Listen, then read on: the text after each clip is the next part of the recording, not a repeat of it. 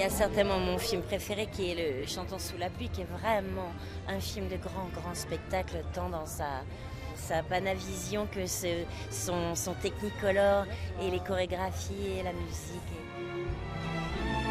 C'était Bébert et l'omnibus qui m'avait fasciné parce que j'étais un enfant et cet enfant qui faisait un peu les 400 coups m'avait vraiment donné. C'était la magie du cinéma, c'est la première fois que ça m'a vraiment atteint. C'est un film qui représente le patrimoine parce que c'est la Dolce Vita. Voilà. Sûrement, mon premier film, c'était Les Rapaces d'Eric von Stroheim, que j'ai vu à la Cinémathèque française dans une petite salle comme ça. Et je me suis dit, mais dans le cinéma, on peut avoir des tragédies aussi. Donc j'ai décidé de faire du cinéma. Voilà, c'est comme ça que ça a commencé.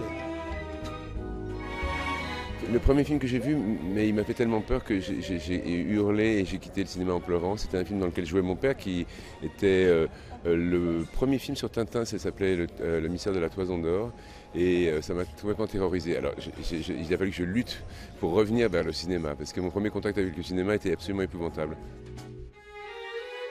Je sais pas, Jeux interdits qui m'avait absolument bouleversée en passant par La Rose pourpre du Caire de Woody Allen, parce qu'il y avait ce passage entre la fiction et la réalité. Enfin.